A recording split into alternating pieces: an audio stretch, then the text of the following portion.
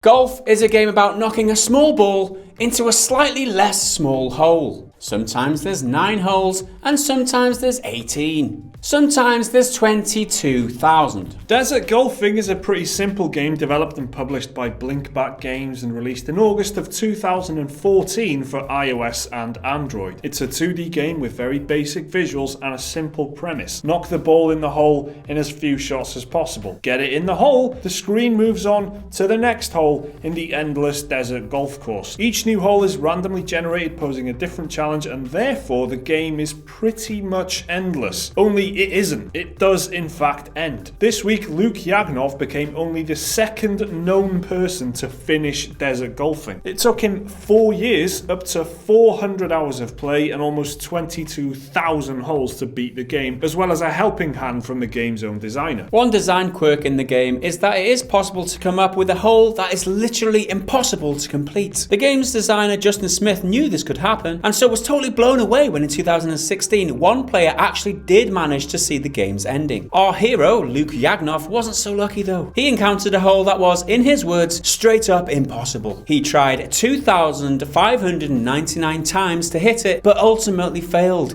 He was stuck. Game over. For 2 years, he'd given up on the game. But then something happened. In November of last year, the game received an update that added 2 things: support for Apple's iPhone X and no more impossible holes. Yagnov's impossible hole disappeared and he picked up where he left off at hole 14,758. Before he knew it, he'd done it. At around hole 21,700, he reached a body of water and that was it. The end. Quote, "It became such a go-to for me that I feel a strange sense of loss for not being able to golf in the desert anymore." The story kind of ends on a bummer there, but it's a good story about perseverance and plugging on anyway. Why was he trying multiple thousands of times to get this ball in a hole which looked impossible? Well, apparently there were holes in the past that he was like, oh, this is impossible, but he kept trying anyway, and eventually did do it through, luck and strange bounces of the ball and whatever. So he just thought maybe if he kept trying, he'd eventually do it, but he tried 2,500 times on that hole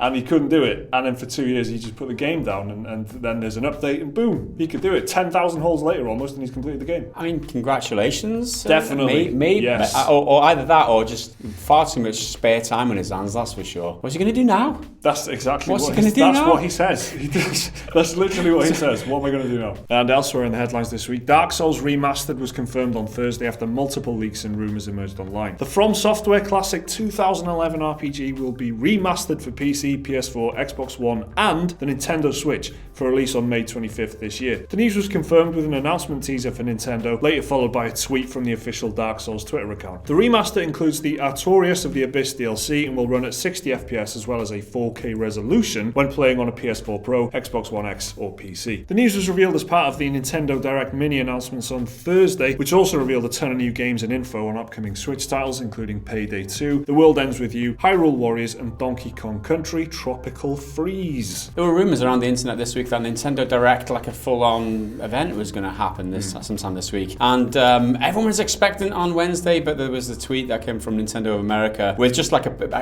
picture of like a little character on fire. I don't even know who the character is, I'll be honest. I'm not down on my Nintendo characters, but everyone thought, oh, they're trolling us. Where's these announcements? Eventually, lo and behold, on Thursday they announced this lot of games and updates and stuff. So everyone who loves Nintendo gets really crazy. Everyone else ain't bothered really. I mean, it's weird now actually, because I've kind of got a little bit of interest because I own a Switch. So Dark Souls on the Switch is an interesting proposition. I'm not like blowing my load like a lot of the Nintendo guys are, but it's kind of interesting, I suppose. I thought there was some cool stuff there. I'm really looking forward for Dark Souls on the Switch and Hyrule Warriors, and there's a handful of stuff there that I thought was pretty interesting, and I do kind of like the way they did it, where it's just, even though there was this conversation online, people kind of knew this was coming, they still did it like this, and they still just in one go just went, look at all this new stuff that we got coming up, and I do kind of like that method of doing it, just keep it up in the future. It's a cool way, it's cool just to get a load of new information about this console that you've got,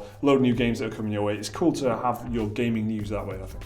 Also in the news this week, it was revealed 7,672 games had been released on Steam in 2017, at least according to one independent analyst. Third-party Steam data website Steam Spy broke the news on Twitter, saying that 21 games were released every day on Steam on average last year. That's a lot of games. But what's really shocking is the increase since 2016. 4,207 games came out on Steam in 2016, which meant almost 40% of all Steam games ever released came out in that 1 year. The number of games has been growing exponentially over the past few years, with 2,964 titles released on Steam in 2015 and 1,772 the year before, while just 565 games came out in 2013. The number of Steam users has been rising as well, with reports emerging this week that the platform hit 18.5 million concurrent users for the first time. Steam database reported that the peak concurrent user count for the entire platform had gone up by 4 million since January 2017. It's the biggest annual growth in users in Steam's history. That's a lot of games, that's a lot of users. Steam's huge now. There's a saturation problem on the platform because there's just too many games. The problem with it is that some developers who are maybe worthy and have come up with great games just kind of get drowned out in all the noise because there's so many people jostling for room, for space, and it's up to Valve to come up with different, discoverability techniques and trying to push the good titles up to the top of the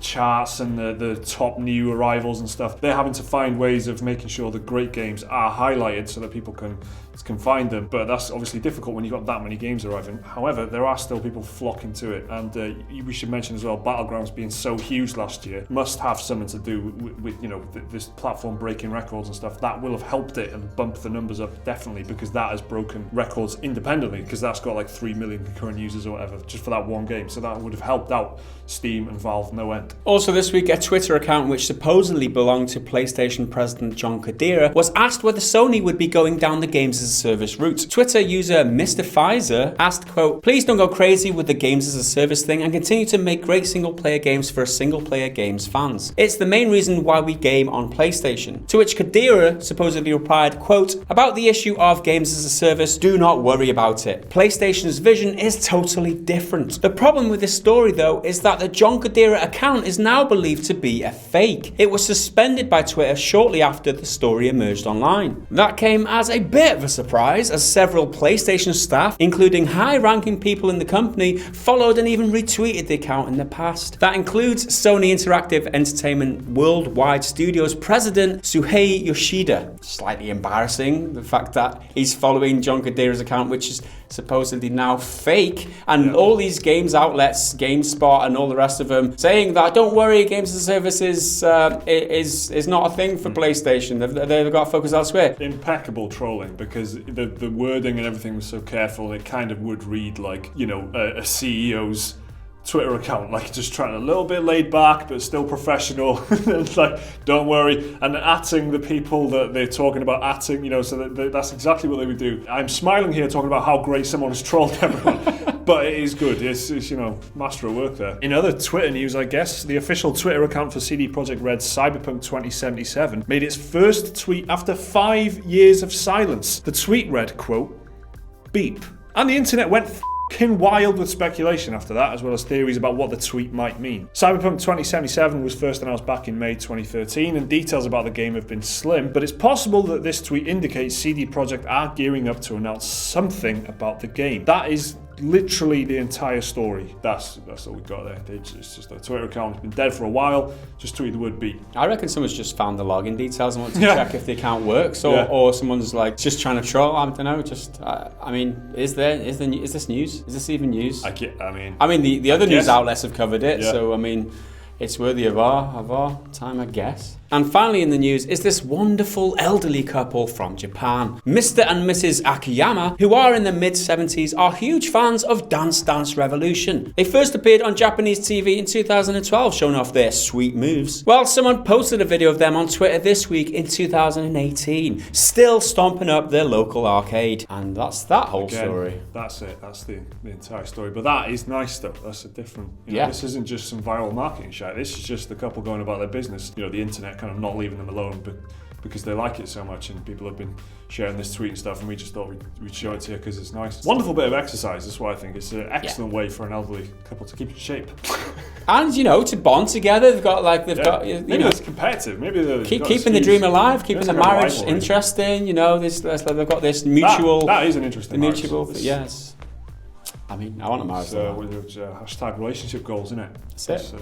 So let us know how long you've stuck around with a seemingly impossible game down in the comments below. Like the video if you've enjoyed it, subscribe if you're new around here, check out another one of our videos on the screen there. Support us on Patreon if you're awesome. We'll see you again in the next video. Bye for now.